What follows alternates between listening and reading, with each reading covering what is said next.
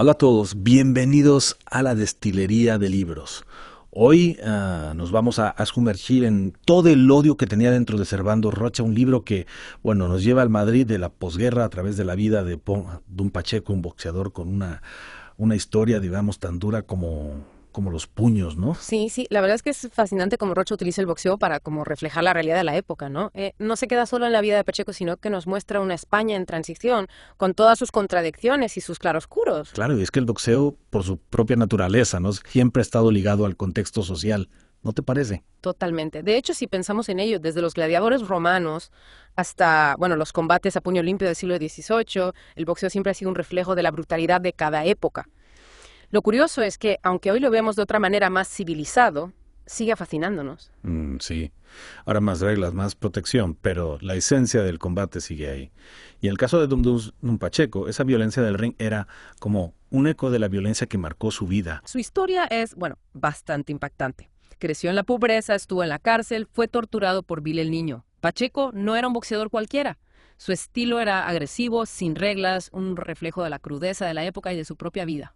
Hablando de Billy el Niño, este personaje también es clave para entender, bueno, el lado más oscuro del franquismo, ¿no? Un policía torturador, símbolo de la represión. ¿Cómo crees que marcó este encuentro a Pacheco? Es difícil saberlo con certeza, pero sin duda dejó una huella profunda en él. Ser sometido a esa brutalidad te transforma, te deja cicatrices aunque no se vean. En el caso de Pacheco, quizás esa experiencia alimentó su rabia, su lucha por sobrevivir en un mundo hostil. Y esa rabia, esa furia contenida se convirtió en parte de su leyenda. Incluso su apodo Dum Dum, que hace referencia a las balas expansivas, nos habla de un hombre que, bueno, llevaba la violencia impresa en su nombre. Totalmente. Dum Dum no solo describe su estilo de boxeo salvaje e impredecible, sino que también evoca esa oscuridad que habitaba en él. Una oscuridad forjada en la pobreza, la violencia, la marginación. Y en medio de ese panorama tan sombrío aparece la banda de los Ojos Negros, que dominaba el radio madrileño con esa mezcla de rebeldía juvenil y anhelo de una vida mejor. Casi como una versión española de West Side Story, ¿no? Sí, es una buena comparación. Estos chicos cometían delitos menores, se enfrentaban a otras bandas, pero también buscaban escapar de la realidad a través del baile, la música. De hecho, hay un detalle que me parece fascinante. Los Ojos Negros fueron guardaespaldas de Camilo Sesto en sus inicios. Camilo Sesto, el cantante romántico. No me imagino a los Ojos Negros como sus guardaespaldas. Sí, en su época más rockera, Camilo Sesto necesitaba protección para cantar. Los Ojos Negros le conseguían actuaciones y lo protegían, como una especie de familia mafiosa. Eso sí que es sorprendente. ¿Quién iba a pensar que un ícono de la música romántica tuviera un pasado tan conectado con la delincuencia juvenil? Y todo gracias a la investigación de Servando Rocha, que nos descubre esas conexiones tan inesperadas. Lo que es realmente destacable de todo el odio que tenía dentro es que no se limita a la historia de Pacheco y su entorno. Rocha nos presenta un panorama mucho más amplio, mencionando personajes como el Lute, la División, Azul, los Har, el atentado de Carrero Blanco, incluso una banda falsa de los Beatles que intentó engañar a la gente. Es increíble la cantidad de historias que convergen en este libro. Parece que Rocha ha tejido un tapiz muy complejo de la España de la posguerra, usando la vida de Pacheco como hilo conductor. Y no se olvide de famoso Don Gil. Famoso Gil, no me suena. Es otro boxeador que aparece en el libro, un personaje peculiar que se comparaba con Muhammad Ali y salía al ring con un poncho de los Tupamaros, imagínate. Un boxeador español con poncho de guerrillero uruguayo. ¿Qué mezcla? Precisamente. Esta anécdota, por pequeña que parezca, nos habla de esa mezcla de influencias y la búsqueda de identidad en una España que salía de la dictadura. Es como si cada personaje, cada anécdota, fuera una pieza de un puzzle que nos ayuda a comprender la complejidad de la época. Exacto. Y ahí está la genialidad de Servando Rocha. Nos ofrece una visión caleidoscópica de la España de la posguerra, una época de claroscuros que, bueno, todavía resuena en el presente. Sin duda, todo el odio que tenía dentro es mucho más que una biografía de un boxeador. Es una invitación a reflexionar sobre la violencia, la marginación, la búsqueda de identidad en un contexto histórico convulso. Y a juzgar por lo que hemos visto hasta ahora, esta inmersión en la obra de Rocha promete ser apasionante. La historia de Dum Pacheco es como una cebolla, ¿no? Cada capa que quitamos revela lo más profundo, más complejo. En la primera parte vimos cómo su infancia, la violencia que le rodeaba, moldearon su personalidad. Ahora me gustaría explorar su paso por la Legión. Ahí está la clave. La Legión siempre ha tenido esa aura de dureza, de disciplina extrema. ¿Cómo crees que influyó esa experiencia en el carácter de Pacheco? Bueno, la Legión era un crisol, ¿no? Donde se forjaban hombres duros, preparados para el combate, para sobrevivir en condiciones extremas. Para alguien como Pacheco, que venía de la pobreza, de la delincuencia, la Legión representaba una vía de escape, una oportunidad de encontrar un propósito, aunque fuera en la violencia. Entonces dirías que la Legión le dio las herramientas para convertirse en ese boxeador implacable que luego fue. Sin duda. En la Legión aprendió disciplina, resistencia física y mental, a canalizar su rabia, su frustración, pero también reforzó su individualismo, su desprecio por la autoridad. En cierto modo, la Legión lo preparó para la batalla, tanto dentro como fuera del ring. Pero esa misma violencia que le servía en el ring también lo llevó a la cárcel en varias ocasiones. Y allí tuvo un encuentro que marcaría su vida para siempre. El encuentro con Billy el niño. Uf, sí, ese encuentro es escalofriante. Billy, el niño, un policía conocido por su sadismo, torturador de presos políticos. Imaginar a Pacheco en manos de alguien así. Es terrible. ¿Cómo pudo sobrevivir a esa experiencia? ¿Qué huella dejó en él? Es difícil comprender cómo alguien puede superar un trauma así. Quizás en el caso de Pacheco, esa brutalidad que sufrió lo endureció aún más, alimentó su rabia, su sed de venganza. Es una posibilidad. O tal vez lo empujó aún más hacia la violencia, como una forma de defenderse de un mundo que le había mostrado su lado más oscuro. La tortura no solo deja cicatrices físicas, sino que te rompe por dentro, te hace desconfiar de todo y de todos. Y a pesar de todo ese dolor, de esa oscuridad que arrastraba, Pacheco encontró una especie de refugio en la banda de los Ojos Negros. ¿Cómo encajaba en ese mundo de delincuencia juvenil? Bueno, Pacheco era mucho más joven que los demás miembros de la banda, pero su fuerza bruta, su carácter indómito le ganaron el respeto de todos. Era como un perro de presa, siempre dispuesto a defender a los suyos sin importar las consecuencias. Y a pesar de su violencia, de su fama de peligrosos, los Ojos Negros tenían un código de honor, ¿verdad? Una especie de lealtad entre ellos, un sentido de pertenencia a un grupo que les daba identidad, protección en un mundo hostil. Exacto. En un entorno donde la violencia y la marginación eran la norma, los Ojos Negros encontraban en la banda un sustituto de la familia, un lugar donde sentirse aceptados, valorados. Y Pacheco, con su carácter impulsivo y su lealtad a toda prueba, encajaba perfectamente en ese esquema. Pero esa misma lealtad a la banda a veces lo metía en problemas.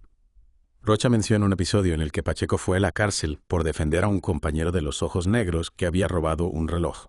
Un acto de valentía o una muestra de su incapacidad para controlar su propia violencia. Es una pregunta interesante. Quizás para Pacheco no había diferencia. La violencia era su lenguaje, su forma de relacionarse con el mundo. Y en ese contexto, defender a un amigo, aunque fuera con violencia, era un acto de honor, una demostración de lealtad. Y al final, esa violencia que lo había acompañado toda su vida también marcó su carrera en el boxeo. Alcanzó la gloria, se convirtió en campeón de España, pero su estilo agresivo, autodestructivo, lo llevó a una caída tan rápida como su ascenso. Su historia es una tragedia griega en toda regla. Un hombre marcado por la violencia, que encuentra la gloria y la pierde por culpa de esa misma violencia que lo definió. Dum Pacheco es un personaje complejo, contradictorio, fascinante y repelente al mismo tiempo. Es cierto. Y creo que Servando Rocha ha hecho un trabajo magistral al retratarlo en todo el odio que tenía dentro. No solo nos presenta a un boxeador, sino a un producto de su tiempo, un reflejo de la España convulsa de la posguerra. Y lo hace con una maestría narrativa admirable. Combina una investigación rigurosa con una prosa vibrante que te atrapa desde la primera página. El libro se lee como una novela, pero está basado en hechos reales, lo que lo hace aún más fascinante. Y en la próxima parte de nuestro recorrido por todo el odio que tenía dentro, exploraremos el legado de Dum Pacheco. ¿Cómo se recuerda hoy en día a este personaje tan controvertido? ¿Qué impacto ha tenido su historia en la cultura popular? No se pierdan la última parte de nuestra inmersión en la obra de Servando Rocha. Bueno, ya hemos recorrido un buen trecho junto a Dum Pacheco, desde su infancia en la pobreza hasta su ascenso y caída en el boxeo.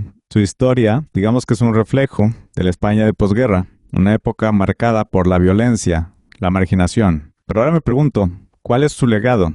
¿Cómo se recuerda hoy en día a este personaje tan controvertido? Esa es la pregunta del millón. Pacheco no fue solo un boxeador, fue un símbolo de una época, un producto de un sistema que generaba violencia y exclusión.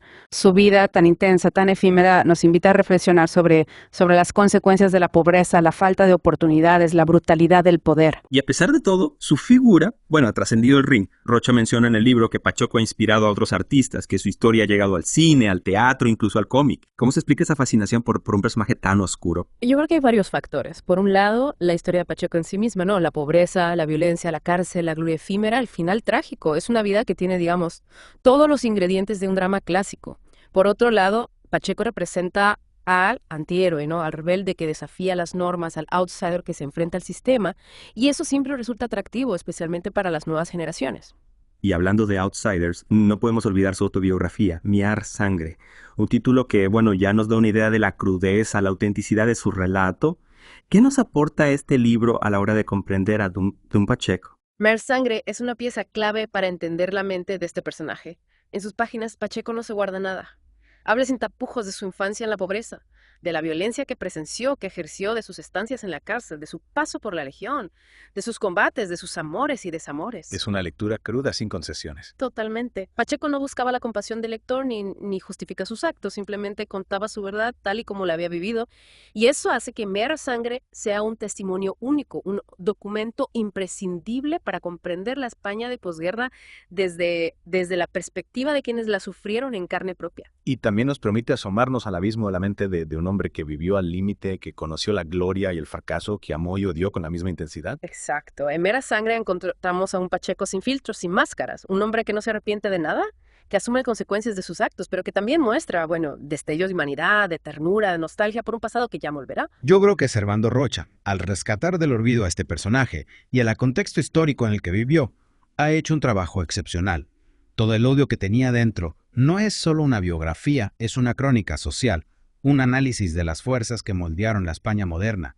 Y lo hace con un estilo narrativo que te atrapa desde la primera página. Estoy de acuerdo. Rocha combina la investigación rigurosa con una prosa vibrante, casi novelesca. El resultado es un libro fascinante que nos sumerge en la España de posguerra y nos invita a reflexionar sobre la violencia, la marginación, la búsqueda de identidad, un contexto histórico, bueno, convulso. Todo el odio que tenía dentro es un libro que se queda contigo, mucho después de haberlo terminado. Te hace pensar en la España de ayer, pero también en la de hoy.